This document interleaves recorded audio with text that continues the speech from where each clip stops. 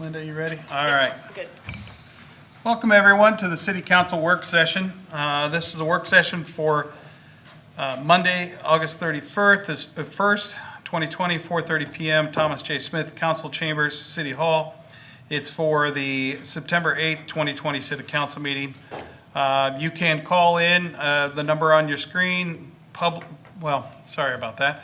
This is a work session, so we will only address people that it directly affects on the work session. So, got a little screwed up there. First up, on proposed regular agenda, it'd be a certificate of recognition for Ann Greeny, library assistant for 30 years of service. Congratulations, Ann. We look forward to posting that. Rhonda's not here, correct?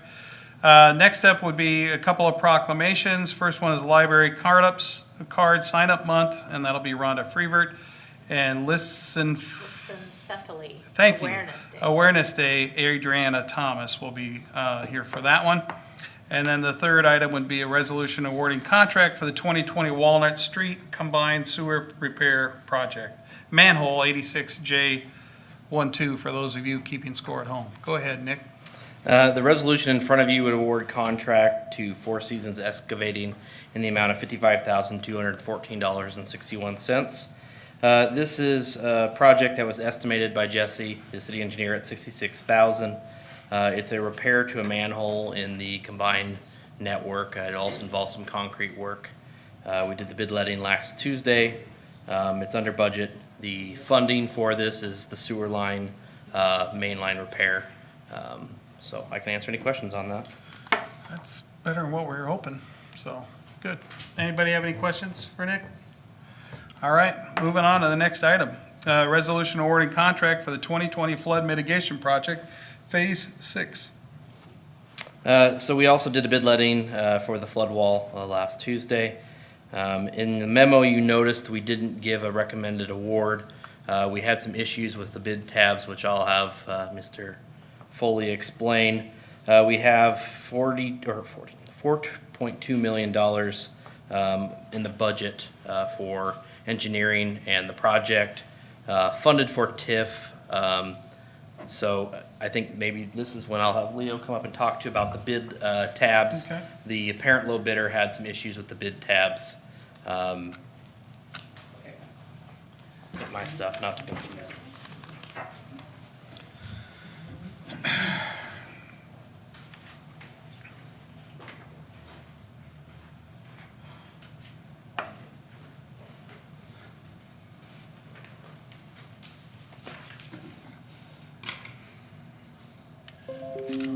Probably hard to see, but would you like a handout? I do have a handout that has all Sure, those numbers. that would help. Thanks, That Leo. would probably help a lot.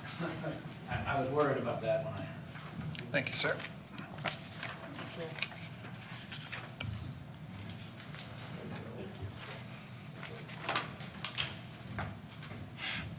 It's a little bit bigger on the keys, It is a little bit big, you're right. Yeah, a little bigger.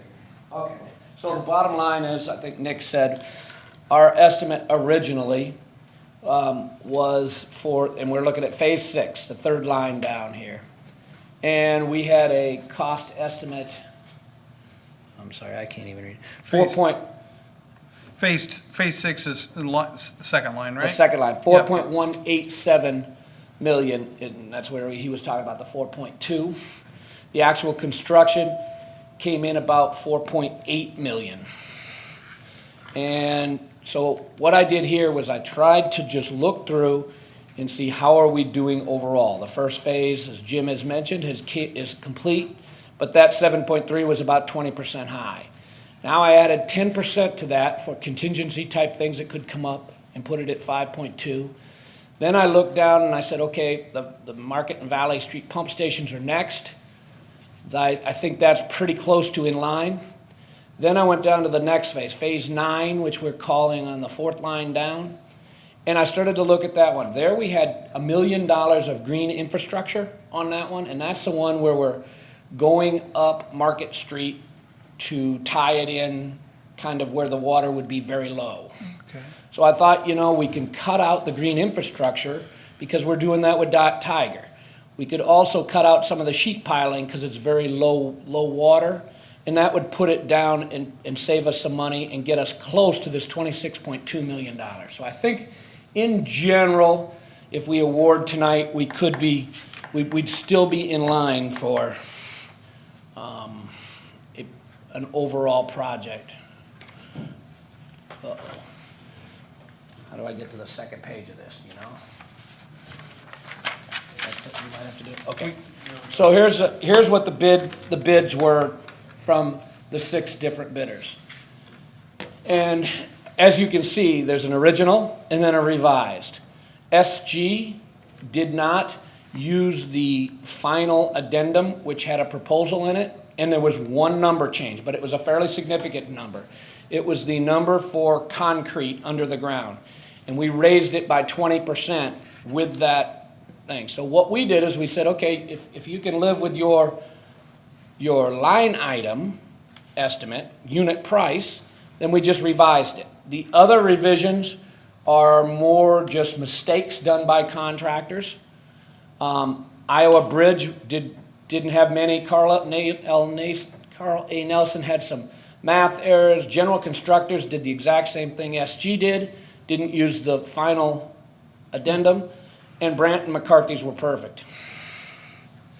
So we also then looked at, can you go to the bottom of that letter? If you go to the bottom of the letter, this is wording that we currently have in all of our bid documents.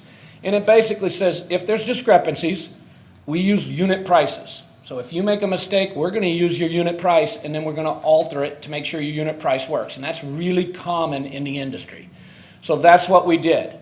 And then it says, in the case of an obvious or serious clerical or entry, the city is able to clearly determine the bidder's intent, then they can go forward and award the bid. And that's what V&K made the recommendation for. Each city has their own opinions on how this happens when there's a bid mistake. Some cities would want to throw them all out and rebid the whole thing. We don't actually recommend that for this one because you did get a very good bid. I suspect your bids would come in slightly higher if you rebid it. Not some would be lower, but I meant your low bid would be slightly higher. So we recommended going forward. Okay. Anybody have any questions for Leo? You probably discussed this before, Leo, but when you cut the green infrastructure, what's going to be in its place with Tiger? And this isn't decided with this contract. That's for the future. Just trying to make sure our numbers all get in there so we can get everything. I figured that what we said in the flood mitigation grant is that we would do about $1 million worth of green infrastructure, and we called it demonstration green infrastructure. But that was before we got the Tiger grant. Once we got the Tiger grant, we have well over $1 million worth of green infrastructure. So if anybody came back to us and said you didn't do it, we certainly did. We just did it with different Just covered funding. in a different entity. Okay. Okay. And they'll be really Perfect. good. Okay, thank Okay. you. Robert, Bill, all right. Jim, did you have something to add? Yep. Please? With that project being a little over $1 million higher, well, one thing, we want to get the construction going now regardless, just because the river level is so low. And don't want to lose that. But we had originally budgeted this as a $4.2 million project. We're with the contingency engineering, were you doing that pro bono? Should be. I mean, we could be in 5.6. Is that, what's your engineering total? You don't show, about 300,000? So we're gonna have a shortfall of 1.4 million or so on this.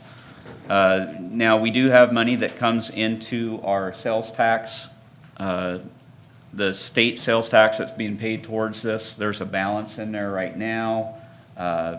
We're supposed to have 800,000 come in this year. Sales tax collections have been up for us based off of what the state sent us in August. And That's not the same everywhere across the state, but there are a lot of counties or cities that are seeing a 5% bump in sales tax collections. That'll cover the majority of the cost overrun on this set. We're in a spot where you can't go out for another borrowing at this point to make this happen, because we're gonna be under construction. We can make it happen, but it'll put us tight.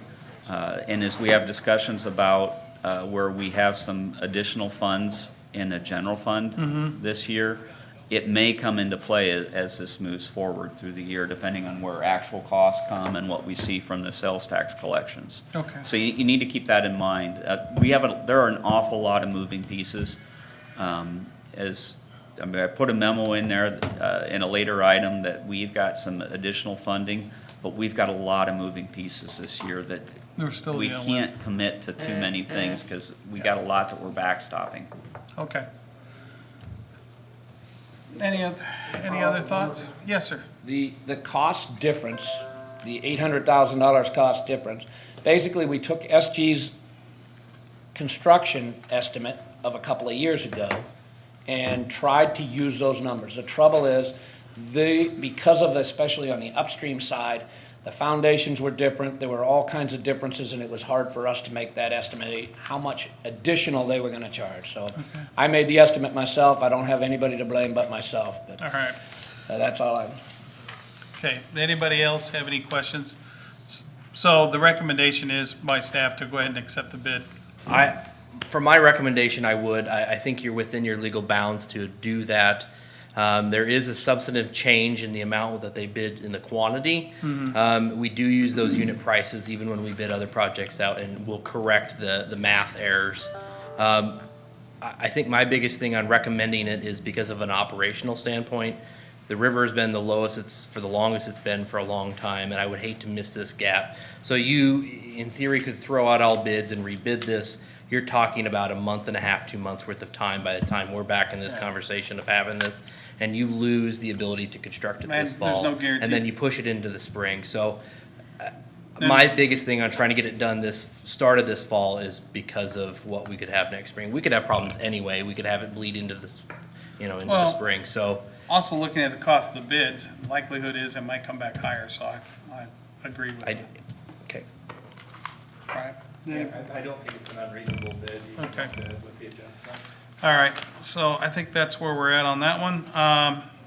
Well, Leo, did you have anything else on that? Okay. We're gonna go ahead and take it easy on Leo and move resolution on the proposed consent agenda, number 7 up, so we can get him on the road. Resolution approving an amended engineering services agreement with Vinstra and Kim for construction engineering associated with the Tiger Grant. Going off script there a little bit. It's all right. In the packet, you see a resolution that awards contract to Veenstra and Kim. And then in the packet, there was the actual contract. And behind the Veenstra and Kim packet was their subcontractors, so Smith Group, Terracon, Helms and Associates. The amount is 1.653. If I go back to my pieces of paper, I could tell you that. Is that discounted 20%? It should be. Oh, okay. Oh, I've heckled him. So the Tiger Grant funds will cover, this was built into the Tiger Grant construction funds and the engineering. The reason why this is in front of you is to get it, so it's a part of the obligation that we're trying to get done by the end of September. So that's the reason why it's in front of you. What this involves is all the construction inspections, all the testing, the materials, because it is a federal project, we're gonna be required to do a lot of that. Helms and Associates in there, I want to specifically call that out, and I did in my memo. Because they found 2 endangered mussel species, the work for that move is built in there. I think it's $202,000. But that Helms and Associates contract involves that as well. And I guess I'll just let Leo defend himself again. So. Can you also explain how all of the subs work through you? Yes. I'll hand this out again, just so you have a handout again. Some of the numbers are small, but. Thank you. Thanks, Leo.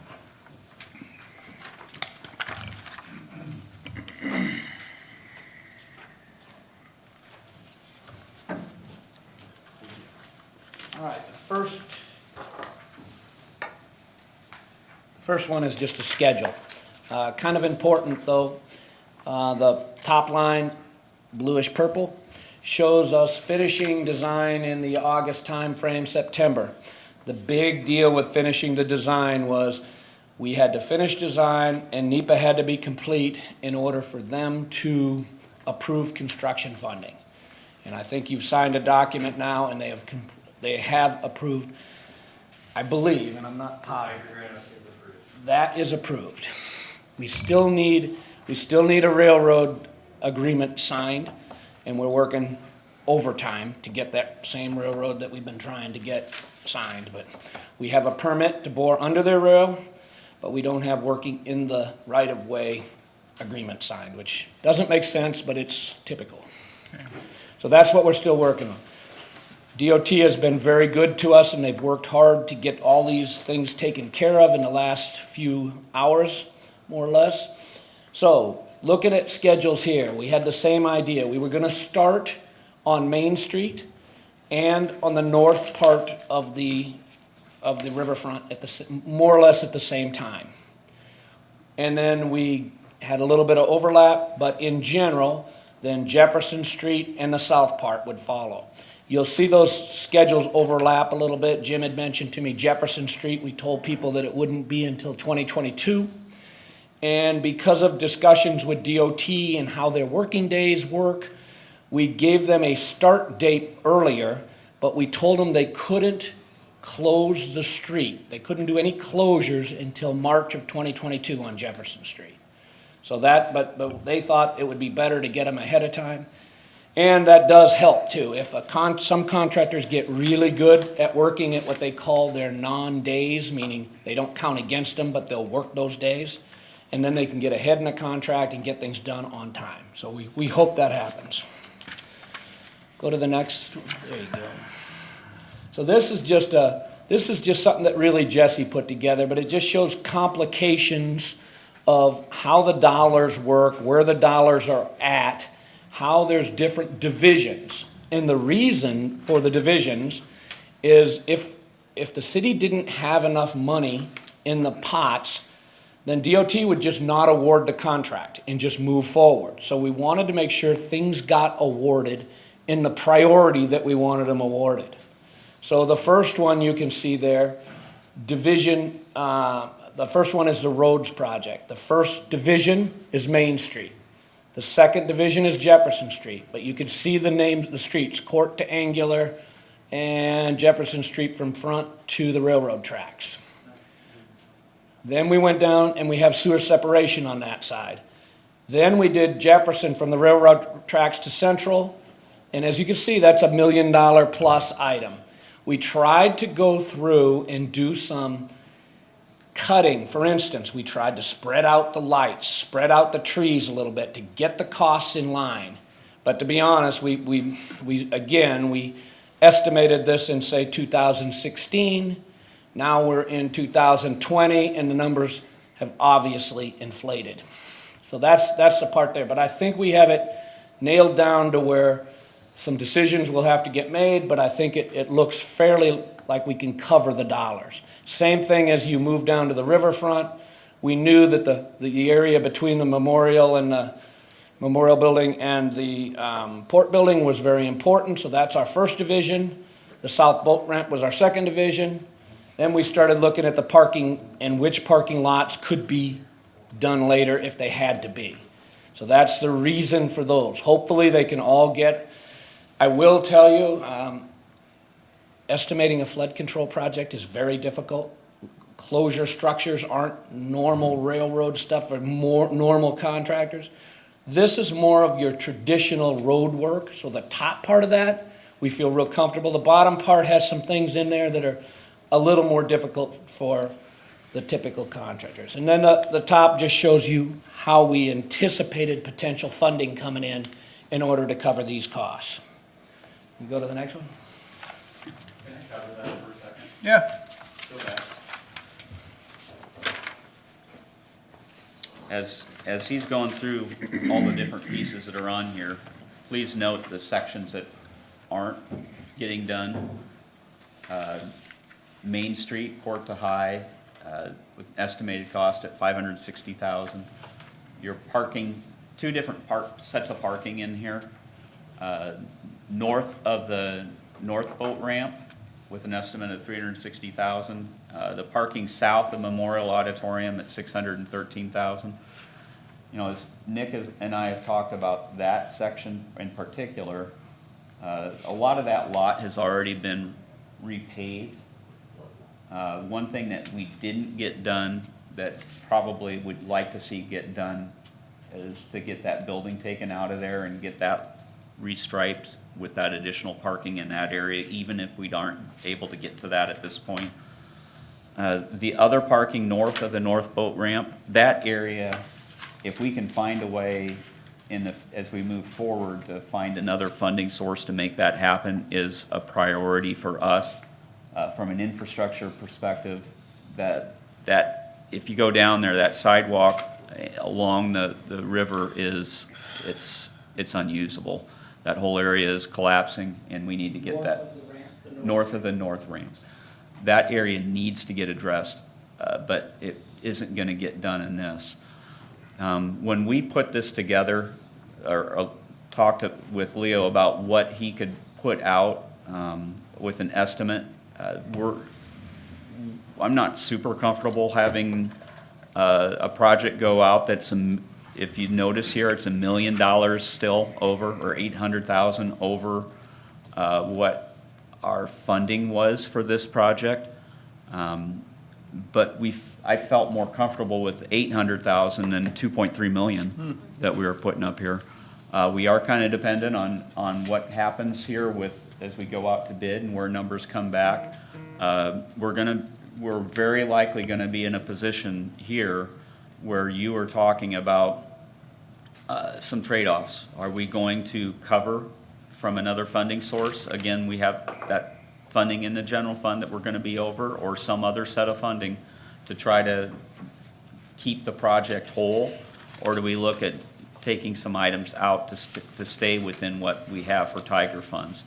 Leo has this shown here that we're putting extra money in to make it work as presented.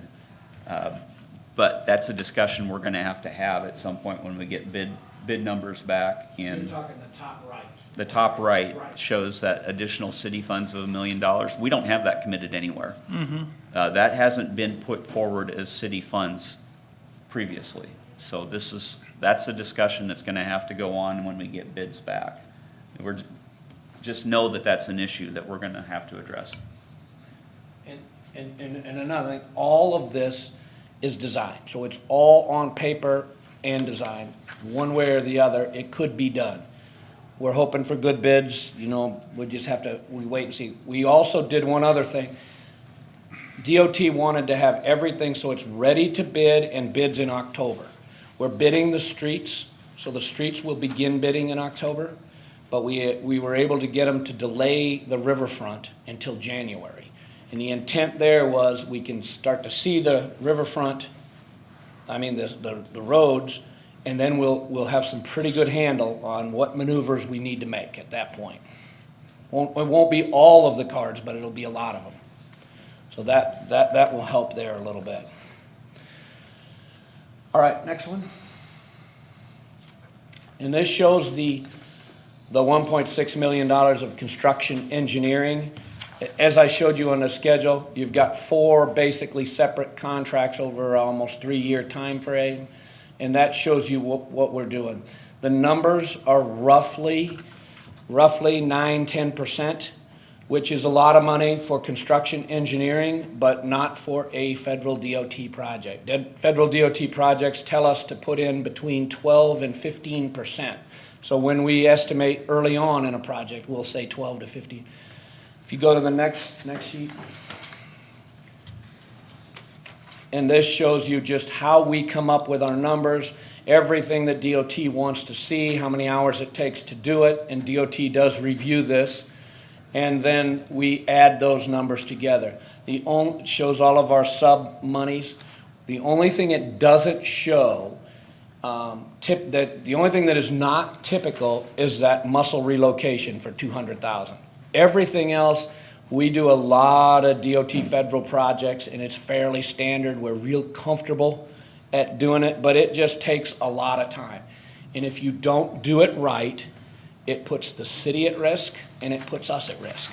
It puts the city at risk because they will, for instance, I was doing a bridge in Clinton just recently, and they came back at us and they said, well, we're not gonna pay for the last couple of pours you did on the deck. And we said, well, why not? And they said, well, you're using plastic cones for your slump test. And we just put out a new IM, information management, that says you cannot use plastic. And since you did, now you're at risk of not paying for it. So Terracon, again, was a sub on that. And we went, of course, straight back to Terracon and said, hey, what's going on? And they said, well, we've been using plastic on the I-74 bridge the whole time, and they've been paying for the concrete there, so why not here? And then the whole subject blew away, and they told us not to. But if that wouldn't have happened, they could have easily said to us, you're not. So it helps. We have Terracon doing all of the concrete testing at the plant. We have them doing it just because they're really familiar with all of that. We also have Smith Group helping us with what shop drawings, and then also on making sure that all of the kind of specialty items get reviewed by them. And they have, for instance, some of the riverine stuff, some of the spray pad, and some of their structures around that spray pad are all things that they designed and wanted to make sure. So with that, I'll take any questions. Any questions for Leo? Robert? Matt? Linda? Okay. Thank you. Thank you, Leo. All right, getting back on schedule here. Thank you for that, sir. Number 5, back on the proposed regular agenda. Resolution requesting reimbursement from the Iowa COVID-19 Government Relief Fund. Who is taking that one? Jim is looking at Steph. Steph's looking at Jim. Okay. If you look in the packet, the state had $100 million of CARES funds that is $125 million total, and then $100 million in this pot that they're dividing out between cities and counties on a population basis, per capita basis. Our portion of that is listed in the resolution in here, $587,000. It's designed to be for COVID-related expenses. Behind that resolution, there are two memos, one from me, the other from Stephanie. As we had looked at what are some things COVID-related that we would be looking to try to cover out of here. This is a list that I really feel more comfortable with Stephanie was doing, because I don't have it and I didn't write it. But we looked at having some mobile setups in each building, a mobile meeting room, one for City Hall, one for Public Works, one for Fire Department. I think those are the 3 locations as being one thing that to try to accomplish. We talked about being able to set up a mobile council meeting site.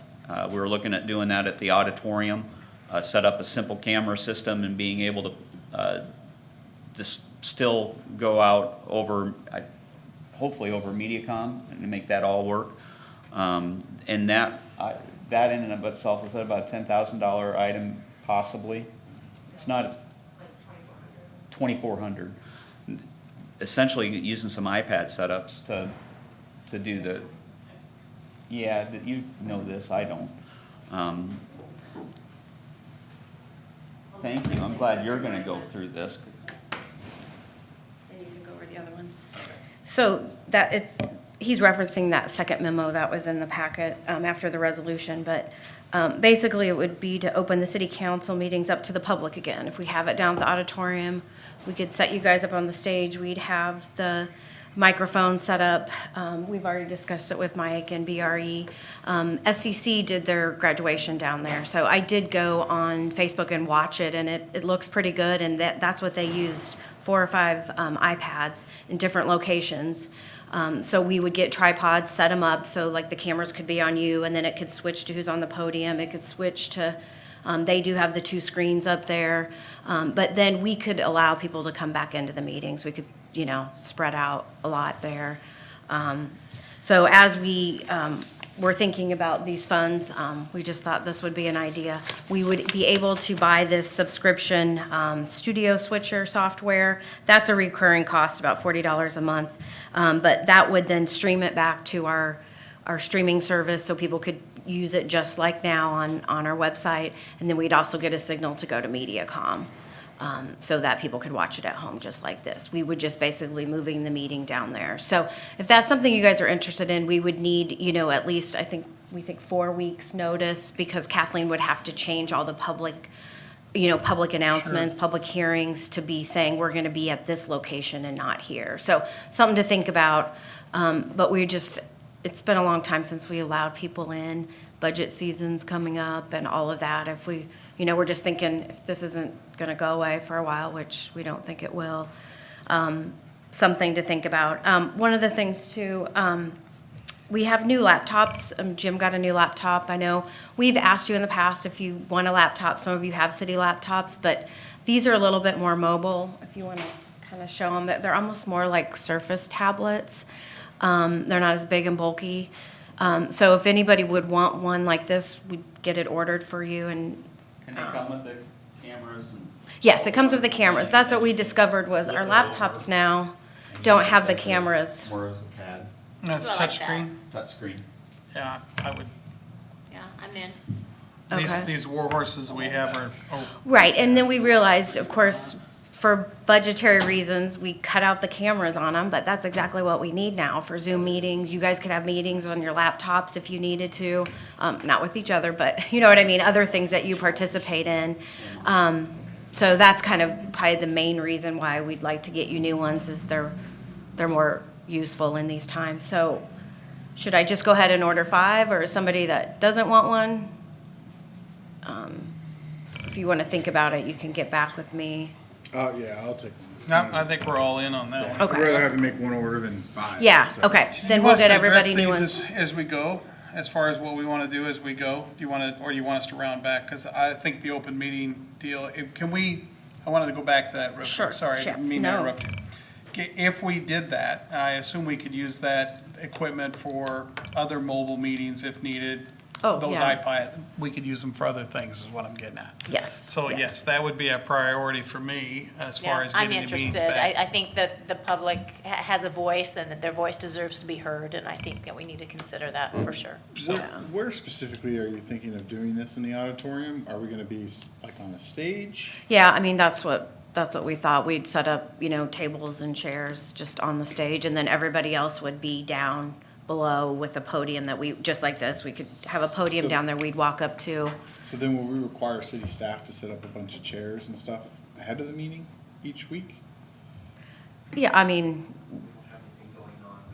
Okay. yeah. Well, I was so- just thinking, does it make more sense to fund it like the Capitol Theater whose chairs are already set up or something along those lines? But anyways. I was just Yeah, I thinking mean, we just, like I said, in here, we just don't have the room to room. bring Yeah, more no, people I- in. Yeah, Yeah, I'm ready to be done with the phone system. Yeah, and like I on said, we meetings. thought of the auditorium because it's a building, as long as it would work into their schedule, that we could make it work. But Okay. yeah, if anybody has any other ideas, but, And if I remember right, they already have the screens up by the stage, so that way people could see those. Okay. Yeah. Well, I just kind of want to address these as we go. Oh, sure, So- sure. So we're good on the first one and good on the laptop. so basically what we'll do is order the equipment. Once we get the equipment in and we know how to do it, then we'll start publishing. Like I said, we're probably talking at least 2 to 3 months before we'd actually be down there. but Okay. We'll at least get the equipment ordered. Okay, and then the laptops you're interested in. The next one is the security system for City Hall, which we had Communication Innovators in last week. They're the ones that set up our new police station, so they're gonna come back with a proposal.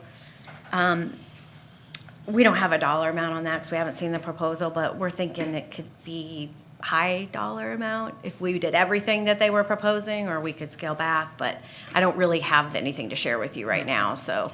But as we get it, we can come back, but it was just an idea to make this building more secure, which might be something we do in the future if we're moving the meetings on anyway. So what are you looking to potentially do with that structure? Oh, I didn't. And I think that they looked from the perspective of whether that's just additional cameras. They also talked about how do we harden the facility? How do we harden some of the areas where, well, for example, second floor, create a workflow where you don't have just an open access to all offices.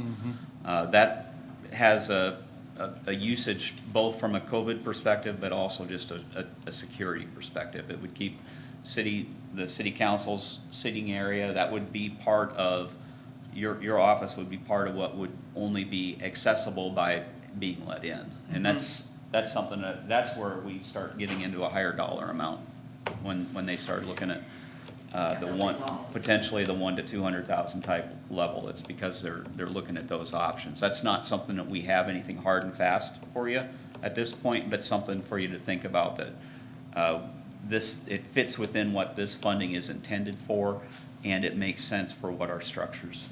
Okay. Yeah, I think one of the other things was kind of like keyless entry doors, getting in places. We'd all have swipes type of thing, that kind of thing to make it easier to get in and out. Jim had talked about the next bullet point, the portable web-based conference center. And this is mostly for us to have, different meetings, not always up here, but, we could put on training. I mean, we found it, we've had some departments that, now there's no training to go to, but they still have to get their certifications. So our IT department has worked with getting them set up with, a system such like this, so the people can sit there, take their tests, get certified, and not have to leave the building. So as we were looking at these systems, they're about $3,000 per system. We thought that, this building could use it, the fire department and public works department. And that's one of those where it's not a lot dollar amount. If you would just leave that up to us to decide if we think we need it, or if you're fine with it, we could get it. So it's Or you're not 3,000. opposed to it, I should say. All of this falls under the umbrella of the 587,000. Exactly. That we're getting from the state. So Right. is that an as incurred reimbursement, or do they write us a check and then we just have Yes. to, on the back end, fill in the blanks of all the things we spent that money on? Well, the system's set up to be on an as-incurred basis, but it has a catch-all provision that allows us to be a little bit more flexible with it. One of the categories for reimbursement in it is they've done a presumed 25% of expenditures within police and fire departments is presumed to have been expensed on COVID-19 related issues. That eats up almost That that eats- whole number. Well, it eats up all of it. Money. So we're gonna draw it down and use one expense reimbursement for salaries when we work through the state. Our goal though here, and this is part of what we're presenting, is still looking, what's the intent of those funds? And looking at the items that fit within that. This is the more that we can use it towards those specific items, I think the better off we are. But we could go without doing any of this. Yeah. And just put it in a general fund. It's an These- opportunity, though. This is an opportunity, so. So on those portable web centers, you said 3,000 each? Yeah. So it'll be each location? Yes. Okay. Yeah. That's a good idea. Okay. Yeah, we thought for that cost. Yeah. And then we also talked, obviously, a lot of these are electronic based to make it more accessible to do more meetings. The upgrade of the Mediacom signal came back up. I know back in March, we had presented, which I included in the packet too, that list of the things we could do to increase making it better to view. One of the things that back in March, we decided, hey, let's not do anything yet. Let's maybe do a survey. So, back then we had that blurb up on Mediacom, please contact us. We'd love to know if you watched it. And I just recapped the results there. We only had 7 people respond. 2 said the quality was bad, 4 said it was okay, and 1 stated it was good. Of those 7, 5 said they did have internet, 2 didn't. And the reason we asked that was, could they stream it where the picture is better? Can they go on our website and stream the meeting instead of watching it on Mediacom for the quality? And then we did ask, did they know we could stream the live meetings and the past meetings? And 5 of the 7 said they didn't know that, and 2 said yes. So some people, I know one of the respondents right away said, oh, well, I'm going to go stream it now. I won't watch it on Mediacom anymore if it's better quality type of thing. So like I said, that's the results we got. So we kind of wanted to put that on, is 7 people, how much money do we want to spend on improving this signal? On Yeah, how many people are watching it and what kind of complaints you guys are getting. But again, this would be money that we could use. I know I put the range $3,000 to $40,000 because we never did present to you the $40,000 option, and that's to bring the fiber right into this building. But we just thought that was so much money that we went with these lower cost options, where we would do the fiber down at the police station because the fiber line was so much closer. But there's still, ideally the best way is to get it right into the building. That solution too was to stream it via the internet, and that was about $3,000 with an annual cost. So just something else to bring up. If you guys would want to make a decision tonight, we can, or if you still want to think about it. I don't know. Since March, have you gotten any feedback from others on A Mediacom? little bit. I think as I did back then, that it just makes sense to stream it online and make sure people understand how to access it. That's how I've always accessed these videos. Right. A lot of people don't have Mediacom anymore today, and as more people pull the plug on traditional cable, if we're gonna make that our focal point, I think we're Okay. only getting 30% of the people out there anyway, so. Right. And we're not going to get rid of the state. We don't have to get rid of it. People can still see it. It's just, did we Right. want to make it better? so solution 2 on that, Stephanie, that's streaming video to Mediacom. We think that would be better than what we're streaming right now? Yeah, it's, Because that's not too much to Right. be able to satisfy that group. right. If we wanted to try to see if we could get it, yeah. But I'm with Matt on that. I just wonder how, 7 out of a survey, I just wonder how many people are still have it. I don't want to take it away, but as long as we can still broadcast it and they can stream it. Right. I'm not really interested in the fiber optic specifically for Mediacom. Okay. Just because I think that's a lot of money to spend for a small segment. Right, right. What do you guys think? I had people contact me, and they said they would like to watch it on their television, but the quality was so poor. And it was largely seniors that don't have the other capability of watching it on the computer.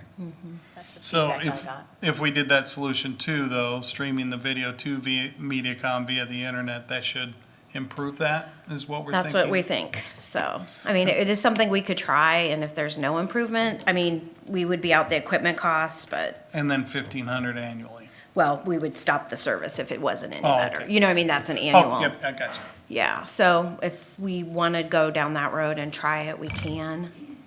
I'd say just stream it on whatever, Facebook or whatever, and let the Mediacom thing go until it doesn't work anymore. But I'm an advocate for seniors. What if you don't have Facebook or a computer or a smartphone? How are they supposed to watch it? Well, we would still have it, We he's would saying. still have We'd it. still watch it the way it is now, but, We're just Yeah. looking to improve the signal. right, but, Yeah, I kind of agree with what Bill said. It's gonna eventually run its course, so, let it do what it's doing, but eventually we're gonna move on probably. Mr. Inker? Yeah, I'm fine either way. I don't want to invest a bunch of money into it, I'll tell you that. Yeah, I guess I'm straddling because I would like to do, I think option 2 is pretty cheap, $2,600. And we would have a monthly recurring cost, but if that took care of the seniors that had Mediacom, it doesn't take care of the seniors that have DirecTV or Dish or whatever. But I'm willing to entertain that, but if it sounds to me like it's three to just leave it as streaming and let it go, is that correct? Well, how many people actually have Mediacom? Well, that's a good question, isn't it? 7 people responded to the survey. Yeah. well, we need to give staff some direction, so that's what I'm looking for on that. But you said we could try it, and if it did not improve it, then we could drop the fee. Just the Minimum fee, yeah, fee. we'd have the Yeah. the equipment cost would still be So we there. could I try guess it. If anybody's watching now, now's the time to speak up and tell us whether you want us to keep it or, We said that same thing back in March. yeah, I mean, Yeah. but So, this is kind of like last call. Yeah, and we don't have to have a decision tonight. If you want to bring Okay. it back up Let's- in a couple weeks. Let's check, well, And see we'll if check with a you- couple of different groups, but, Okay. and we'll go from there. Thank you on that. Yep, and that's all I had on my list, so. Okay. Thank you, Stephanie. Jim? So again, with this resolution, it has a reimbursement. It's for expenditures that are done through the end of the fiscal year, or calendar year, I'm sorry. When we're using salaries, we can do that all in one fell swoop, and we can get that done this next month. That then allows us, we don't have to have the decisions on all these other items Yeah. decided by the Okay. end of December. It gives us more time to play with, to try to figure out which of these do we want to do. Again, it sounds like we have a few of them that we're willing to move ahead on. I Yes. think that's the biggest one is going to be then, what do we do with this facility? And we have time to have some discussions about that. Yeah. So, my memo that was in there with it, just kind of listed out some different things that we should be thinking about this year, given the COVID has wrecked most of our budgets. Ours less than, I think, private industry, but it's still changed a whole lot of dynamics of what goes on. That being said, our general fund really looks like, right now, looking at this fiscal year, we're only 2 months in, but it looks like we should be $1 million to the good.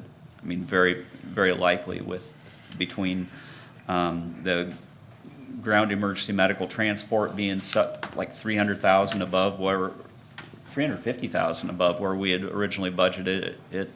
Having this set of CARES funding to go in.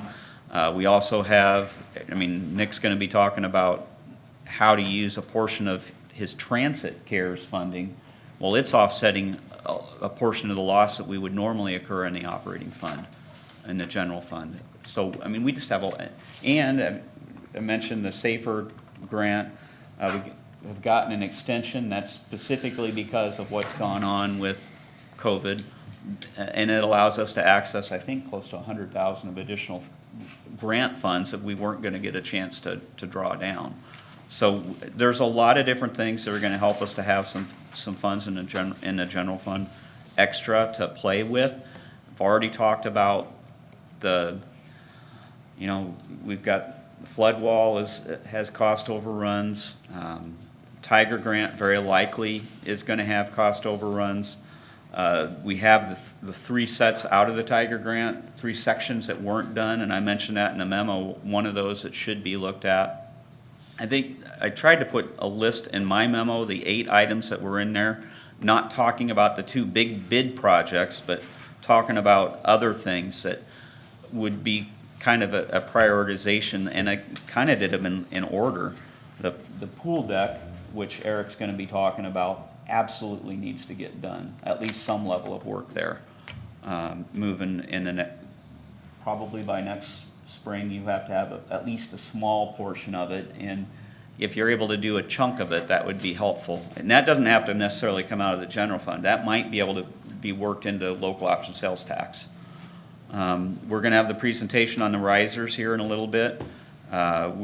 We need about 80,000 to cover that. Hotel Motel has 60,000 set aside. That's specifically for auditorium improvements. We can look at that being counted towards it, or we could look at the excess in the general fund just covering all of it. But we've got to remember there's a lot of different priorities here.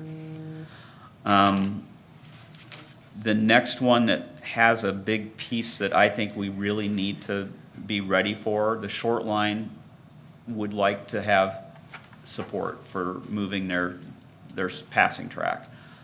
They did it to some extent for their ease of their operations, but they also did it to help us out in terms of that not being the best location right there next to the port.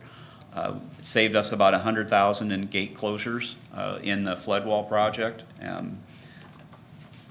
they're very likely gonna ask for more than that. It's gonna be up to you what you're willing to consider given to them, but I see that 100,000 as, I mean, there's a realistic reason why we would put a piece of money towards it. Well, we don't have there's nowhere to pull money to put towards it unless we come out of the general fund. Eric, at some point, we'll be talking about the park shelter down there at Perkins Park. That shelter, the flooring or the support joist has some rot in it. We don't know to the extent of what that's gonna be. I don't think it's a high dollar amount. It's just something that we know that's an unbudgeted repair. Demo funds, I think of as something that we seriously need to be able to put more money into some way, somehow. We put some into it, we just don't put enough. We were able to get four structures demoed at the end of this last year, and you Got wouldn't plenty to know go. it. You wouldn't know it. Yeah. And outside of then the Tiger Grant stuff, I mean, we've got some alleys in the downtown area that really at some point need to get addressed. And there isn't a great funding source to make that happen. But when we had talked about that, a block face or one block of alley is just to go to a concrete, maybe 20,000? 40? 50,000 for. Because the green alley at the Tama project was 150. So that's something that if there was some flexibility that we should be thinking about. And then you also have this discussion later on about funding the demo of that building or renovation of the building out at the park. I mean, we have a multitude of ways to use funds, but there's still just a fixed amount. You start talking about we have over $1 million to play with, but You really I don't. can spend it 4 times, and you guys have your own lists that we could spend it on too, so. That's it for what I had. All right, thanks, Jim. All right, let's move on to the proposed consent agenda. First one is resolution approving nuisance abatements for various properties. Anybody have any questions there? Seeing none. Oh, you're up for the next one? The next one is resolution for approving final acceptance and final payment for the 2020 Senior Center roof replacement project. Nick? So the roof project went pretty quick this year. This final payment in front of you would authorize the final payment of $39,729.84. The total bid project came out at $65,399. We did have a $3,100 change order in there. When they removed the roof, they found a parapet wall up against another one that had some masonry work that needed to be done. So we approved that change order. The project was funded by sales tax, and we had an estimate of $78,000. So everything seems square there, so I would approve it. Okay, any questions, guys? No, No. Okay. Move on, number 3, resolution authorizing disbursement of the roadway maintenance funds for Monticello Drive extension situated within the 7th addition to the Westbrook Estates subdivision. This resolution would authorize the redisbursement of funds that were taken and kept because when Monticello was built and then the city was going to accept it, there was some testing on the air that gave us a little bit of cause for concern. The year mark of the 5 years came due, and the city engineer met with Klingner and Associates, who was the engineering firm on that. So that's what this resolution authorizes. So it's not any funds that are coming out of ours. We were just essentially holding it. That's why it's on the consent. Any questions? All right, moving on, resolution approving the purchase of 2 city medium buses for the Burlington Urban Service.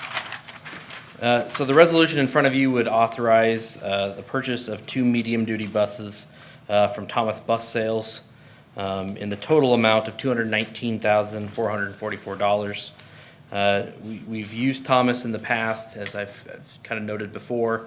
The state DOT does procurement for all the transit bus companies, and they come up with a price range on what that base model is to make sure that they're ADA compliant and they fit all the standards. for FTA. So I went out and asked them. We actually ordered a couple of medium-duty buses from them a year and a half ago. So in front of you is two medium-duty buses, the same model. Everything's the same on them. The thing that is different is the funding sources. We had a contract that came through in June, kind of after the light-duty bus purchases that we had authorized a couple months ago came through to replace bus 727. This is an 85% federal participation grant, which means we have to come up with the remaining $15,000 in match. And then the second one is to replace bus number 728. And this is some of the CARES funding that Jim had talked about. And I actually, behind this memo are both the contracts that kind of explain what's going on there. And I'd like to bring up at this time, address the CARES funding on it. So when the DOT notified me that we were getting CARES funding for the Burlington Urban Service, they asked how we would like that portioned out. Originally, it's planned at 100% for operations. They asked if you wanted to have it included in capital.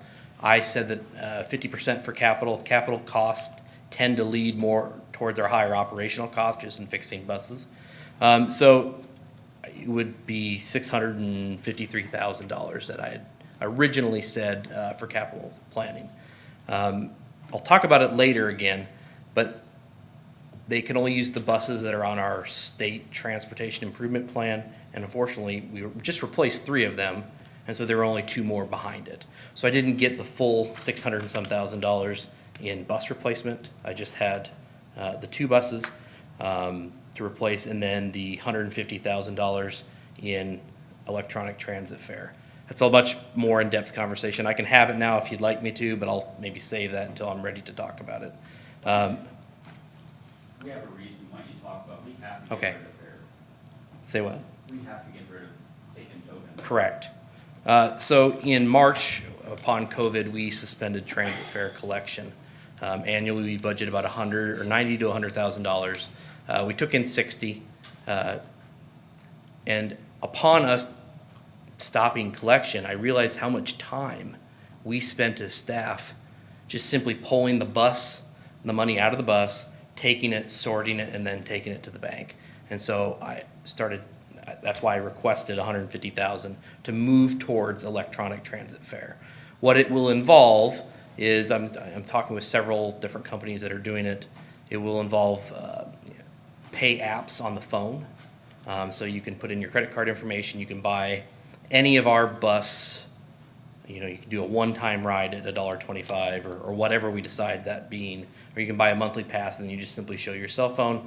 We haven't worked out the details of that, but ultimately the end goal is to try and reduce the amount of cash that we're taking on the buses and to remove kind of that interaction.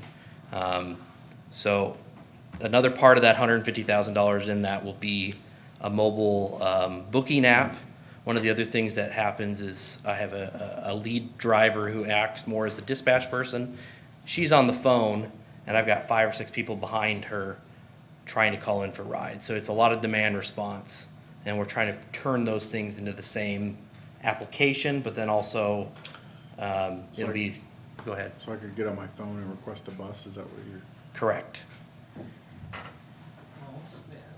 So. Nick, how does that work for paying if someone doesn't have a smartphone? So we've asked about that. There is, the one thing that I had to consider when doing this is we transport a lot of minors, which the age of kids having cell phones has dropped significantly from when I was that age. However, in order to involve that, we'd have to have some sort of a bus pass method, which could be kind of a credit card or a hotel card swipe system. That means getting into that card manufacturing game, which I don't necessarily have a problem with, because a lot of people have monthly passes and they would just use those.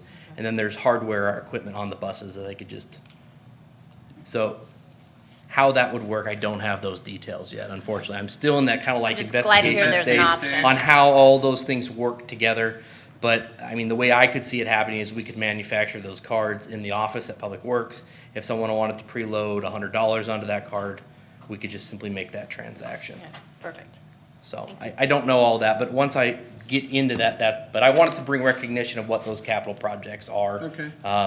I think it'll be awesome for what we spend our time for, especially not the funding side or the money, dealing with the money is one part, but the amount of traffic that goes over the phones is astronomical. It'll blow you away how much phones go through there. And so I want to try and alleviate that. I think it'll ultimately end up in more ridership because there's a lot of people that call in and then they just Get frustrated. they get busy frustrated and then signal. they stop or they get a taxi cab of some sort. So, but anyway, the CARES funding is 100%. There's no match Yeah. required on that. So in my memo, you can see that I broke that down into what that means for our match. Our local match participation will be $16,459. And I had kind of talked to Jim about that. It's coming out of the same funding that we had planned for that 727, since the other one is essentially a free bus.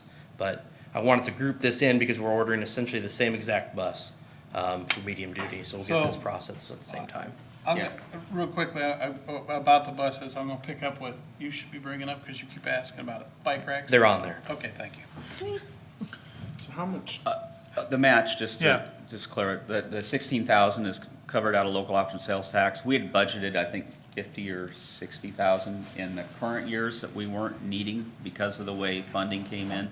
We went ahead and got that transferred over, so it is already sitting in the fund to do it. Okay. so Sounds Nick, good. Nick, you said, you started to go down a rabbit hole and maybe you're gonna come back to it, but back in March, we got 1.2 million in CARES. 1.3. 1.3 in CARES, and you said you asked for 50/50. So how much less of that 1.3 are we expecting to get based on the fact that we only had So we two will of the get buses $900,000 in operating cash total, total, Plus the, and the 400 will be planned for the because- capital. Okay, So I'll get into that full conversation later in the night if you want me to. Okay. But otherwise, I could be up here for another 20 minutes talking about that kind of stuff. okay. Anybody have any questions on those points, particular points at this moment? No? Thank you, Nick. Next up is resolution approving the purchase of 2 power factor correction units with startup services from 3E of Burlington, Iowa. Mr. Fitting. I think Nick threw the gauntlet down is how much time I can spend up here. Don't pick up the gauntlet, Did Don. you notice that Don't you do it. decided to cut it off? Yes, I did notice that.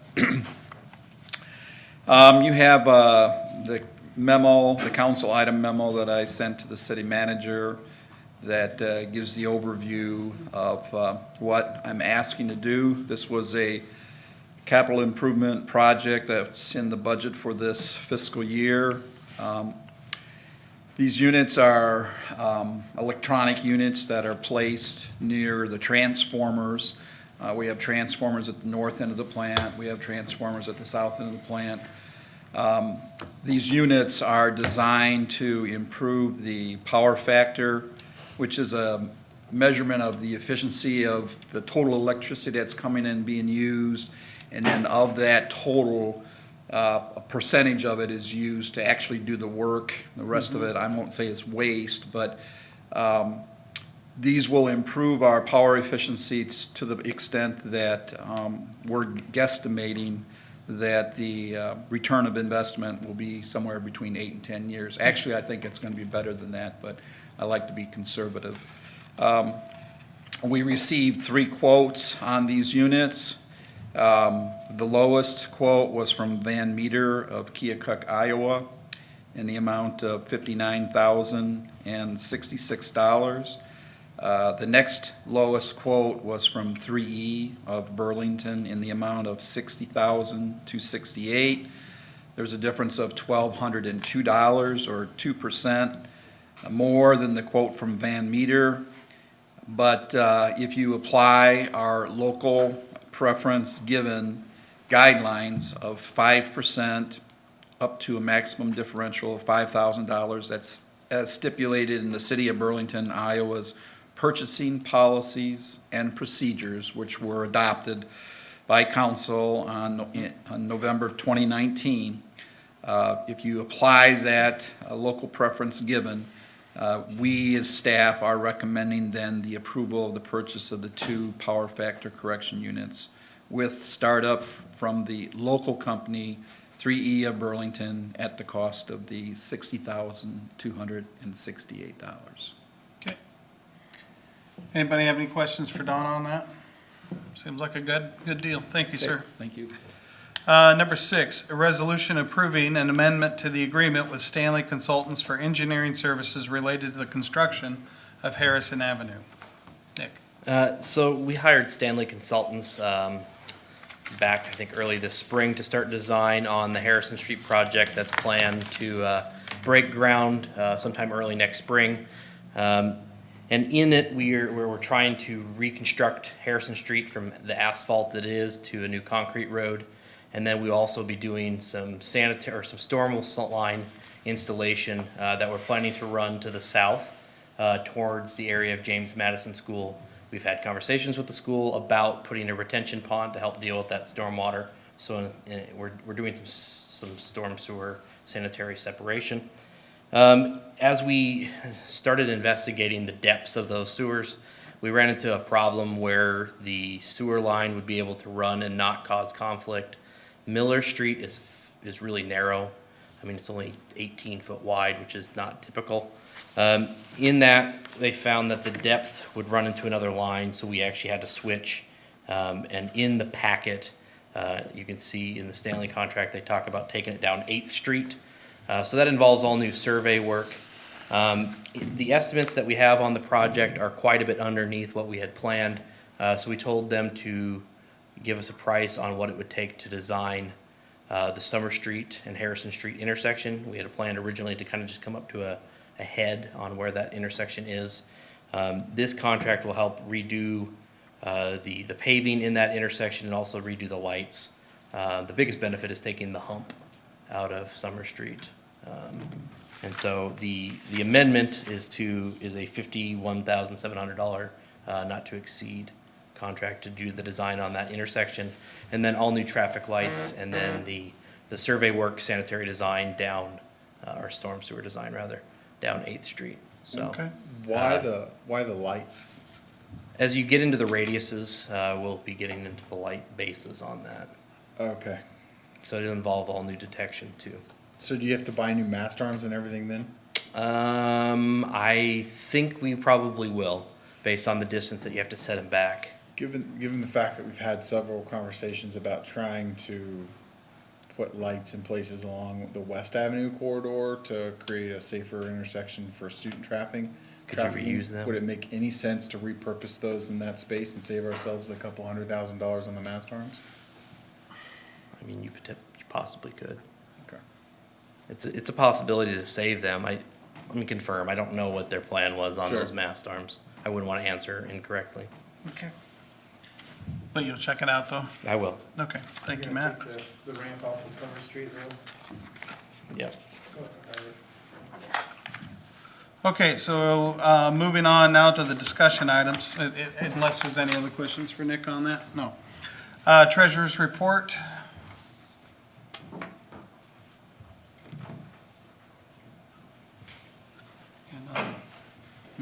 So there's 2 reports in there. We're still wrapping up year-end, which is the June 30th, 2020.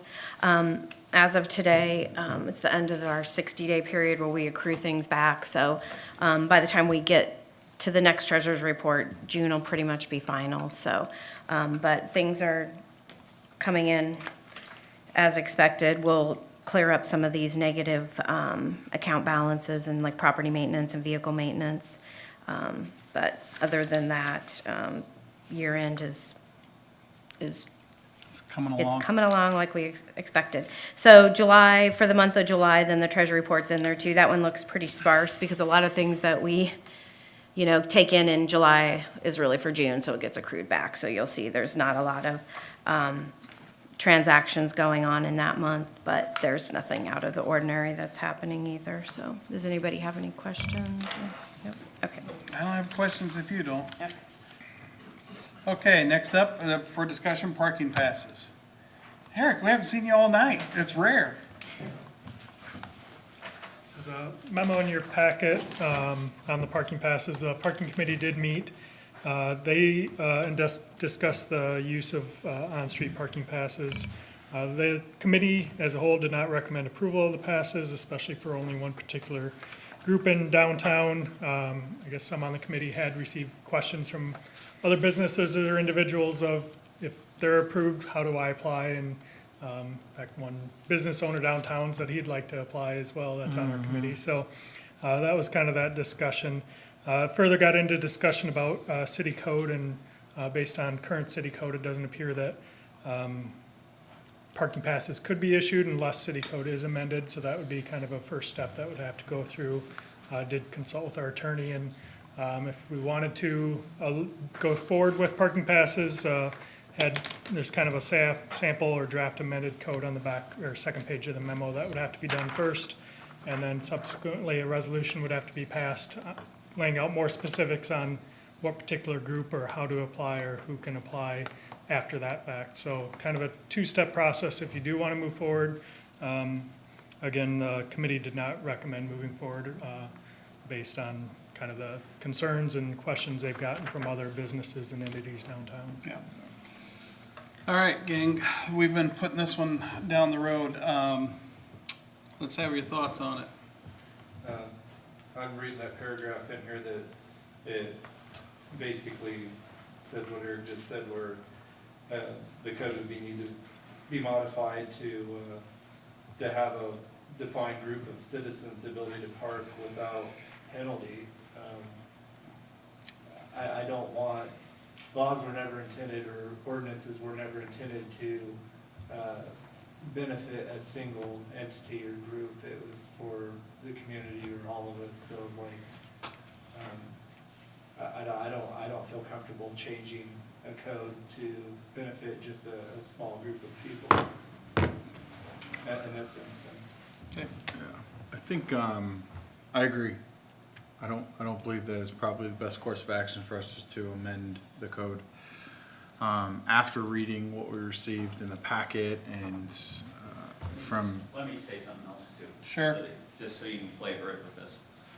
Just in speaking with the city attorney about this, he did draft a language for this. It's not something that he recommends. It's something that he's said you can move forward with, but he doesn't recommend this. So my suggestion is going to be, instead of creating a new parking pass platform, that we perhaps add additional handicap parking spaces directly in front of that facility to accommodate those who already have handicap parking stickers, to help them with that process. I think the issue is that they're 'Cause down it- there for more than just 2 hours. So That's the deal. So we're gonna put a roof on this building that is really not gonna be very accessible for them. So I think that's problematic. Bill? Well, I mean, if the code is written as such, I don't see us being able to or going to change that. Yeah. And I'd have to agree with Matt and, on that. Okay. Well, I mean, this is something we inherited. The staff inherited it, we inherited it. It's been around forever, and it's been allowed to languish. A couple of things for me. There are a bunch of handicap stalls around that particular building right now, probably. 3. Yeah, 3, which is a little bit more than normal, but Close to it. close to it. I mean, Right, they're on in the the side. area, yeah. There's a free parking lot in the back. We've talked to our bus transit about, making sure that bus goes through there. Man, I just don't see where we can do this, especially when your city attorney recommends you not. There are those people that are just the sort that may bring some law action about it because it is somewhat discriminatory. So for me, as much as it hurts me to say so, because I do care about the seniors and the senior center, they're already up against it. I just don't see where we can do that. The biggest thing that I think we could offer is our bus system, which has plenty of parking down at the depot. They could jump on the bus there, be dropped off at the door, and then driven right back down, and they would have a warm place to wait for the bus and a warm place to go in or if it's raining or snowing. So, I mean, I think that's our best accommodation beyond making the parking lot behind them free. So at this point in time, I'm sorry, but I can't be behind the parking passes. So, we're, no? Yes? Is the parking a big issue right now? Or are we projecting in when Tiger comes through, it's gonna be a big problem? Every time I drive down there by Milestones, there's never any cars in there. You could shoot a cannon through there. I mean, I really don't see it. I think we should grandfather them in until Tiger comes in. You can't. If your attorney's saying you really can't. The grandfathering in doesn't really work very well. The problem that we run into is we have to go with what's written in the code. I mean, you can, and this is where you can change the code. You can change the time that if you say this block face you want to make 8-hour days, you can, but the recommendation if you're doing that is you're doing that so it's consistent with all like-minded groups, whether that's just for the general public as a whole, or if you have a full category that somehow is beyond what we're trying to make it, unfortunately. Now, again, the attorney did say you can do it as, modify the ordinance, pass a resolution that's specifically for this, but there's some potential problems with Yeah, it he moving did also forward. said it probably would not hold up, so. Yeah, so I just that's, feel sorry for seniors. I mean, we're asking them to communicate in a world that they're not used to with the computers and the smartphones, and now we're telling them they can't park anywhere. I just feel really sorry for seniors today. Yeah, well, we're not telling them they can't park there.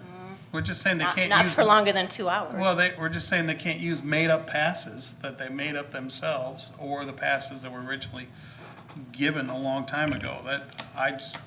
Sorry. They've seen so many changes in the years of their life that, you know, they've seen things come and go over the period of their life that, you know, something else changing now is nothing new to them.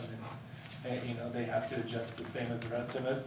And also, I want to circle back around to John talking about the depot. The depot is a great flat place to meet where the buses will pick them up and take them to the door. And it might be easier to get a head count there, like, hey, 10 of us are going to be down here, we're showing up, and if you'll just take all 10 of us at once or whatever. Well, that was the reason why we looked at the depot at first, as an So it'd be option. a great spot for them to congregate and be picked up. But the other thing is they're making the effort to get down there, and they can get down to the senior center, but they can't make it to the door. I'm not trying to be harsh, but they've found a way to get down there, and now they can't find a way to park in a place where they can stay the length of time that they want to stay. I would like to believe that they could find a solution to their problem, even though we're not able to give them exactly what they're asking for. So you would be no on parking passes? I mean, I wish we could, but I Yeah, don't see so legally it's how no. we can. So it's 4-1, so. All right, any other discussion on that issue? Sorry, seniors, it's just the way it Still is. love you. Next up is riser replacement, BRE, and civic music. Oh, first is Stephanie. Sorry, Stephanie. I cut you off. So the memo that was in your packet, it was kind of explaining, you know, we lost the risers during the flood. And as we're going through the FEMA process, I've kind of explained it there. They look at items where we should have had insurance. So we had the required building insurance we needed for FEMA, but we never did get the contents insurance. So then they come back and take a deduction for that since we didn't have that. So that's where usually when we get reimbursed for FEMA, we assume we get 75% back and then 10% for the state. You know, we only have to pick up 15%. Well, in this case, they've taken about a 50% deduction. So you can, you know, go through the numbers. We're going to get about, out of the low bid of 136,000, we'll get reimbursed about 58,000.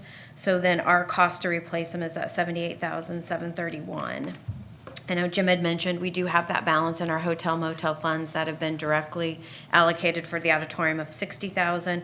We have another budgeted 30,000 for this year, so we could cover it out of there.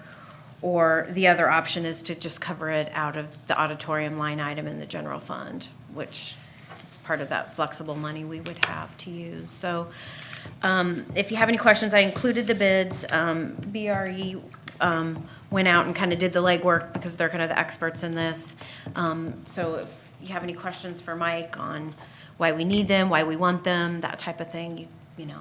Is there, I do, Mike, if you would come up. You forward that to me. My question would be, how do we prevent this from happening again? Well, in the perfect world, if we knew the flood was gonna happen, we could move them, we could move them up to arena level. Okay, so there is that Yeah.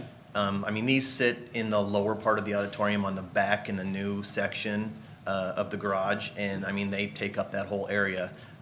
When we set them up, we take them up the elevator and just put them on the arena floor. I mean, it's kind of like kitchen equipment, refrigerators, everything else down there. If we have advance notice, I think we'd all move Yeah. everything upstairs and save as much as we can. Okay. You know, this one time just sucked. Okay, I wanted to Sure, make sure yeah, I we mean, could if we have store a them head- if we someplace have a heads else. up or- If we're flooded and surrounded. Yep. To protect against this happening next Yep. time, we can move them somewhere else so we're not spending the Yep. money. Okay. Any questions for Mike or Stephanie on that? Have we looked at insuring the items inside the building then? Thanks, Mike. So that's the other requirement by FEMA, is they're gonna take this insurance deduction, and then going forward, they're gonna tell us that we have to get insurance for the contents. I'd gotten one quote, it was very expensive, but it was a very low deductible, so we will get the required amount we need to insure, probably with a higher deductible, because I don't think this will happen again. Okay. You know, as, you know, we've never had contents get ruined before in the auditorium because we've always moved everything up, but we thought we were protected until the HESCOs Okay. failed, so. But yeah, FEMA will require that if we want reimbursement going forward, so. Okay. Jim, did you have something to add? Barb, did you have something to add?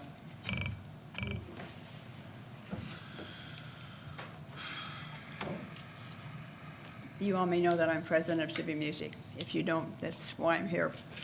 The history of the risers is We do very... need your name and address for the record. Thank you. Barbara McRoberts, 919 North 3rd Street, Burlington, Iowa. Thank you. I think, you know, I'm not going to spend a lot of our time going through the history, but the risers have been part of what we would call audience comfort since probably the late 80s and the early 90s. They were replaced with a funding grant that the city got, I believe, in '05, when we went to a different kind of riser that is the one that was lost in the flood. And that, at that time, we also did things at the Memorial Auditorium that made it just better. We widened the seats a little more. We lost some seats that way, but the seats were widened, we had new risers, and you can talk with Mike about this, as I already have, because what he has been able to do is find risers that are much better than what we've been using. They are much safer, and they're going to be more effective because they can be moved around to all three facilities, which the other ones were very difficult to do. But I think one of the things that I have been told by many of our members and people that are in the audience, that it is very difficult when you're on that arena floor, I don't care whether you're in the 8th row or maybe the 30th row, to see what is going on the stage. The stage is just high enough that the sight lines are not good at all. Civic Music, for example, when we have redrawn what I will call seating charts, don't even use the seats that are right behind the pillars. So in this particular era also, when we're dealing with COVID, when we set things out, and we will be adhering to some of those protocols, we will be using just the chairs. We will not have the risers. And we didn't have them last fall, and we didn't have them at the end of the season. So we lost 3 concerts for one reason or another. But I would want to say almost hue and cry from some of the people that attend concerts, not just for Civic Music, but other ones, is we need to have those risers back. There are some people, not a lot so far, that have contacted me that basically say they probably will not renew their season tickets. So that would be hurtful to us as an organization, but I think it would also be hurtful just to the auditorium in general, to not have risers that can be mobile, moved between 3 buildings, and to enhance and really make a vibrant place for audiences to watch live music, or a live boxing match, or a live, several other things that are, or even fighting the bulls. So thank you. I know you have a lot of decisions to make, but I do hope you include them in your plans. It'll make a lot of people in Burlington very happy. Thank you. Thank you. Barbara. Does anybody have any questions left? So we're in the, boggled my mind. So we do have several couple of different funding sources to pay for these is what we've discussed. So I think we're all in agreement. Is that fair to say? Okay. Yeah, There we we can, go. this is one we can cover. If we have a Okay. shortfall, this is a priority for making it happen one way or another. Okay. So, Thanks. That'll work. and that'll be brought forward on a, we don't typically bring Okay. these forward with FEMA. Just know that with reimbursements, that this is one that we're gonna end up having Staff to is on cover. it. That's all we need to We're know. voting on it next Monday, is that what you're saying? What? Most of the FEMA process, as we've gone through the replacements on it, they've just been done. We've gotten the bids and done it and submitted it through FEMA and been reimbursed to bring back things to as is. This is a little bit different, but it's still, it's still that typical process. If you would prefer to have us have a resolution, but this isn't one that we tend to do because we're running it through the FEMA process for replacing items. We're gonna vote the same on a resolution, so I don't see the need for it, but what do you think? I'm okay with that. Okay. That's fine. It's over All right. that $50,000 It's- threshold, so I thought it was gonna come up. Yeah, like I said, we can follow, we can do that, we've got the bids, we would just get, I think, put it on. She'll put it on. Okay, all right. Next up, presentation transit manager, Nick.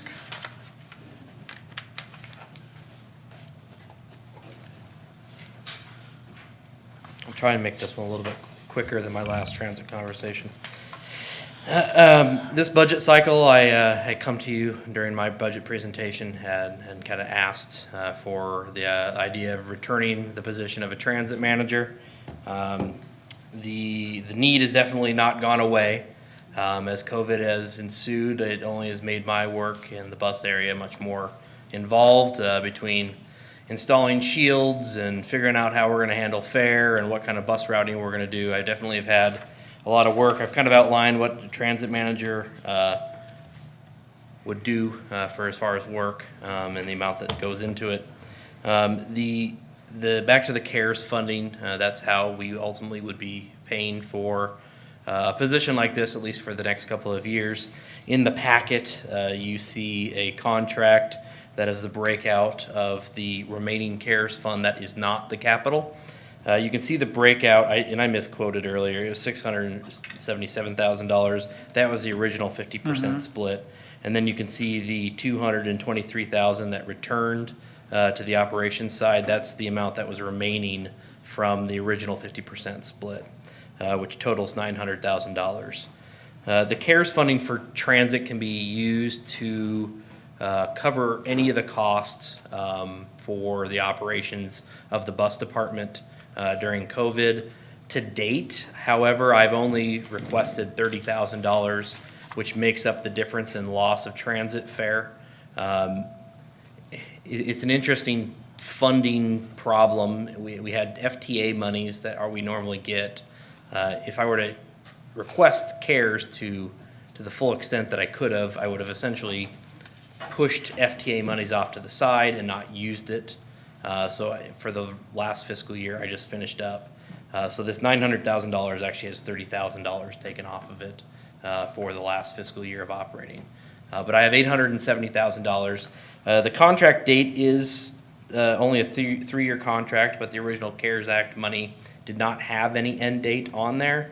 The DOT has shown concern that if the funds aren't used in a certain time frame, the DOT or the feds may swoop it back. But ultimately, what I'm trying to get at is I'd like to be able to fund a transit manager using these funds ultimately to replace the law or the added expense to the budget. I think it would be greatly needed. That person could be hired and help get the electronic transit fare system, policies, procedures, and what have you in line and help move us forward in bus. So do you have a proposal on that, what that, you don't have a proposal as far as what the salary? With or the salary, anything we had talked before with benefits around 80,000. like that? Okay.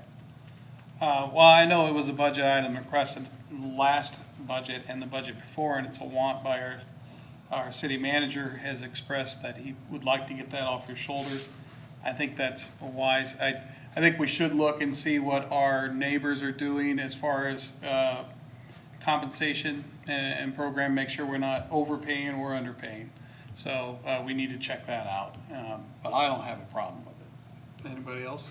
I agree. I wanted to get you help when you asked, and kind of was a pain that we couldn't solve at the time, and now here's an opportunity to help you out. No, and bear in mind that, you know, for us three, it could, we might not have to worry about the funding of it down the road.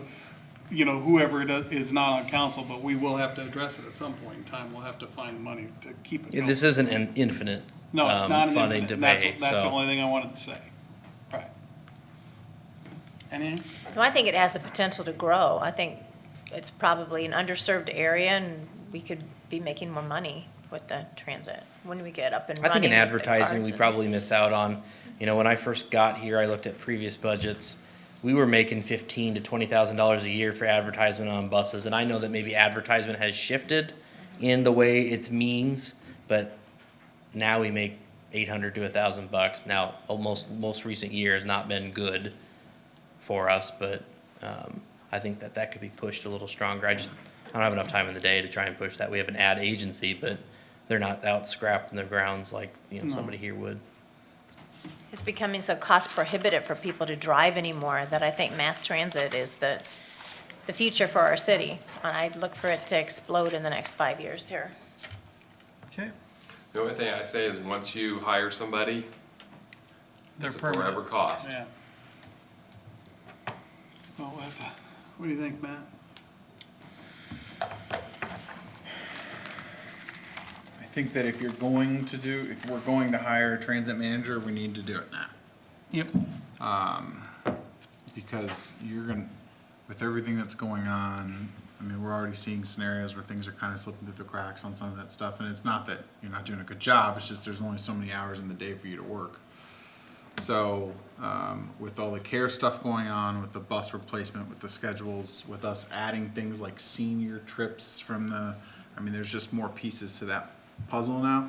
So if we're gonna hire somebody, we need to do it now and let them take it from the start and carry it forward. I'm on board with it, I'm fine. I am a little apprehensive, like Bill said, it's not a permanent funding source. However, we got the evidence tech on with the police department last year. Through the SAFER process, we were able to add, or through the COPS grant, we were able to add an additional police officer, which means that of the 3 positions I really had passion on filling over the next 2 years, this is the last one. So I'm comfortable adding it to the till. I might add, there's some incentive for someone, if we did hire them, you tell them that, you know, part of your job is making sure that the bus system makes enough to keep it going so that you have a job, so. I do want to temper expectations, though. I don't know that a bus manager is ever going to generate enough revenue to pay for their position. Not at all. I mean, especially when 80% of the operations is subsidized by state and federal government, it will be awfully difficult to try and have that. However, a shift could happen if a transit manager ever needed to. There's always need in engineering for certain portions to be done, and that person's time could be allotted to that as things maybe calm down. But Nick, the biggest thing I'm sorry. I didn't No, go ahead. cut you You off. start. The biggest thing for me is if this person is able to free up 20 hours of your work week or 10 hours of your work week, how much more can you get done at a higher level than what you're doing now because you're focused on filling out transit bus applications and things like that. The expectations shift. No, I'm just, no, but for me, Don liked that one. For me, it's an efficiency deal. One, you know, a person, I don't think they're gonna make more money, but they can help us become a little bit more efficient in our operations. And then, if it frees you up, then that gives you more time to be efficient in yours. So I'm fine with it, it's one of those things that, it is not a infinite source of funding, but if it's worth its while, we will figure it out, so, or the future council members will. So I'm good. I think you're getting nods all the way around on this one. Okay. Any other questions? Okay, next up, Perkins Park House. Thanks, Nick. Eric? Memo in your packet. We did work with Hope Haven. They viewed the house a handful of times with different groups. They just let us know they're declining the option to move forward, just based on the cost and inability to utilize some of the local resources they thought. Some of the school services and SEC and job trades, just not able to partner with them at this time based for various reasons. So they're not able to move forward. Again, staff had an estimated rehab cost of the property around 45 to 60,000 range. That was quite a bit lower than what Hope Haven was looking at, just because they do sprinklers and bring it up to a little higher standard. Not something, again, that staff recommends moving forward with. We don't want to be landlords and trying to find leases. We kind of saw with the last leasee what that can result in and ongoing long-term costs. And there are quite a few other costs that we have in our park system. Playgrounds, we had to remove a swing set recently, and our park shelter, and we have slides that are going out that they're aging structures that we'd rather see those resources go into. But and on the development side, we're acquiring additional houses that are open for rehab, purchase and rehab on that level. So our recommendation would be to demolish the structure and incorporate it into the park, but that's something for council on your input. Council? Yeah, I beat this drum trying to see if we could figure out something to do with the house that I think has a ton of potential. Obviously, we weren't able to come with a partnership, but I can say we tried. So Yeah. at this point, the options are pretty clear. Yep. From staff perspective, if this was in the middle of a neighborhood, a different story versus Different in the story, park where we have Yeah. summer camp and park users, all different ages that, and we're responsible for finding the tenants and being the managers of it. I think, Linda, what do you think? I think it's a shame. It's somewhere in the future, we're gonna wish we wouldn't have torn it down. But I can't think of how to save it right now, and it's killing me, Eric. But I just, it's got potential.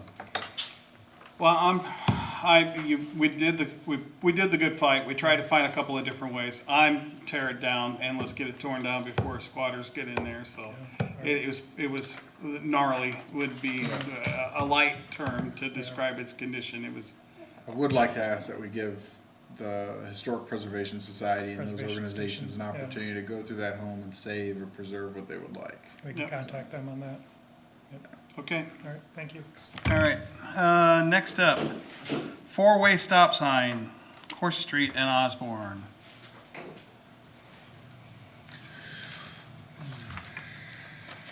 So I wrote a memo that kind of outlined some of the things that had happened. We had a previous conversation about request to make a four-way stop at Course and Osborne. Reviewed a little bit in my memo. We did get speed indicators from the Regional Planning Agency and put them up right before the traffic count strips that the Regional Planning people laid out as well. In the packet, I assume you saw this traffic count information. Based on the traffic count, so one of the things that I didn't really have to be able to completely answer your stop sign warranting factor was the traffic counts. The traffic counts don't look like they indicate, they don't warrant a stop sign, four-way stop. The only real indicating factor is the sight distance from the western leg of Course or eastbound traffic. Eastbound. So based on those warranting factors, it doesn't trigger a four-way stop. We had talked about a traffic signal at that intersection. Upon new installation, is $125,000 to $150,000. Not only that, I don't know, we haven't really taken a lot of measurements between the distance of curb lines. I think you get into some ADA compliance issues with the current setup. You may have to acquire a little bit more curb line and push the lights out if you were to do something like that. Actually, which is one of my next conversations in my memo, one of the means to slow traffic down is through traffic calming, and that can be a couple different ways. One is by actually restricting the lane width by tapering it. There used to be parking along that section of Osborne, and so the distance from curb line to curb line is 40 foot wide, which is awfully wide and allows people to kind of speed through them. One of the options that you could look at is widening the sidewalks through there, and that could narrow it down. I wouldn't say you would narrow it down to like 24 foot, but somewhere in the 34 or 30 foot would probably bring it down enough to narrow and bring down some speed, which actually I wanted to address. The speed indicators, I think, had some effect on what Yeah, I people's would say speed so. were. But it is interesting to look at the speeds that are on there. The section on, so it'd be North Osborne or southbound traffic. The average speed was only 20.7, I think, and there was only about 15 or 20% that were speeding. The interesting part was course on the eastern leg, so westbound traffic, the average speed was like 23.8 and 50% of them were speeding. And it was like they were coming up to a stop sign and they're speeding right up to it. So I thought that was an interesting thing to note. In my memo, I kind of recommended looking at getting some of those speed indicators. I don't know that they would be a permanent feature, because the thing about Retrain. I think a semi-permanent type function, where the thing about using speed indicators is if you put them up there and they're there all the time, people just drive right by. However, if they're there for a month or two at a period of time and then move to some other areas where we have maybe some other speed concerns, I know West Avenue sometimes gets pretty high traffic speed. Summer Street, I can tell, gets some speed on there too. So they can be moved around. If they're the solar type ones, they don't need to be recharged like the ones that we have out here. The ones that regional planning has, they're the old type that just had a battery charge on them. So you noticed they kind of started to dim and then they eventually went out, so we had to recharge it. But I'm open for a conversation, but I wanted to explain what my memo contained and some of the information that I had presented to you. So I can have an open dialogue or a conversation. You won't mind, I'll go first. Is that all right? Yeah. Okay. I'm the one that brought it up to you and asked, and the reason is because some of that business area there's been rejuvenated somewhat, and there was concern about safety. There's a new convenience store there. The one bar and grill is going more to restaurant capacity, and so that's why I asked. Now, I do agree that the speed indicators do retrain, because every time I see those, and they're important right now. Remember, school's in session, everybody. You see those immediately, you realize you're going a couple of miles an hour. So I think that did affect the speed. I would love to see you purchase those and have those where we could deploy those when we feel they're needed. There's other streets in town that people have just gotten used to speeding on, that we could put those out, and they just help to remind people to slow down. And there's even ones that if they're above a certain threshold above the speed limit, they'll actually flash at you. Flash, yeah. I think that those would work fairly well. I think that would help, that could help, those things could have a potential to help the PD as well as help certain neighborhoods. That being said, I really would want us to talk to the business owners before we looked at narrowing or changing the parking situations there. I brought it up for the safety issues. I think if we go and talk to those folks, and if you want, I can do it, or I can go with you. I think that retraining did help, because one of the things, one of the people there said is, well, it seems like everybody slowed down recently, thinking that, have you had policemen out here? No, we haven't had police, we just put a speed warning. I think sign. those strips actually changed people's philosophy too. it does. Those counting strips, I think people see them, they're like, what It the heck does. is that? And so they do slow down. So I think that retraining helps from time to time. Now, will that eventually go away? Sure, because we have bad habits. We're human beings, we speed. But if you would have those that you could deploy, I think for sure that is a good idea, in my opinion. Anyway, go ahead, gang. So the two things I was gonna bring up is, we didn't do this count during school being in session, so that would probably affect those numbers somewhat, like in the morning, in the afternoon, right? They're probably more reflective of what volume. the DOT's volume is. In the DOT's volume that they did in 2018, it was more like 5,000 a day. And here it was like 4,400. So Yeah. it can fluctuate. The biggest thing about doing traffic counts is there's never like a perfect time to do it. You know, when we did one section of it, the roundabout was going on, so there was argument on what the traffic count volumes really The were. second But thing, is if we're gonna move those around, which is a great idea, the speed indicators, I would love to see them in school zones. It got to the point where people were speeding past Grimes in the morning when I was dropping my kids off, and I would deliberately walk slow across the street to disrupt traffic, basically, because people aren't doing 20 miles an hour, they're doing 30 right in front of the school. So that would probably help law enforcement as well, but if we could move those around to some school zones, if we're moving them around, that would be great. You're right. He's Hi, jumping. Chief. Hey, we did get up there after we had talked about it last time, the police department did, and we've been up there for about 5 weeks. And we spent probably 21 hours of what we could calculate in between calls for service. You know, an officer would get up there and then get called away. It's kind of difficult sometimes to track exact hours. But we probably spent close to 22 hours. We did 26 stops up there and issued about 12 citations and 17 verbal warnings for speeding. So we were up in the area, and during that time, we have to keep in mind the traffic was kind of rerouted for the commercial vehicles because of the closure on the exit ramps on Main Street. So we did have some of that enforcement up there also. So we were up there a little bit, and also the Governor's Traffic Safety Bureau allows us in those school zones, we get a little extra money for overtime for that. So we do get that posted. Sometimes it isn't on a constant basis. And, you know, everybody always says, you know, there's never a cop around when you need one, or there is one around when you don't need one. So that still holds true, but the Governor's Traffic Safety Grant allows us to just dedicate time to that versus the officers that are on patrol circumstance and get called away when they're sitting there trying to do speed enforcement. But also, there's also times when I've directed the staff to dedicate someone there for so many hours if we can, and just take the officers available for calls down to a lower number. So there is some of those variations that we can do there, and we've done in the past through Serpic, and this has been a few years ago, probably when those mobile speed enforcement indicators were available, and they're probably outdated. I know we did that through Southeast Iowa Regional Planning. If we had a need for one in one area, we'd call them and be able to take it out there, but they've probably become outdated and need to be replenished.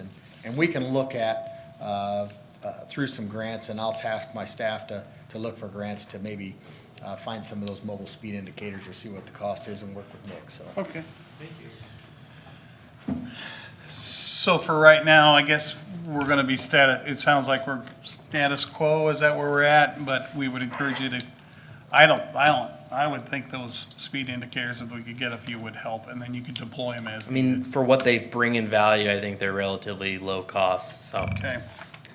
And then, let me check with the people that made the request, and if they wanna do anything further as far as the ADA compliance and that type of thing, narrowing the roadway. And I just brought that up simply Yeah, as a potential option for calming some of the But traffic. we could talk about it. The main person brought it up, said almost immediately, oh, it seems, he goes, what are you guys doing different? Well, the speed thing was there, I think it was one, and then also having an officer in the area, so, I think, you know, the traffic count doesn't warrant it, so I'm with it.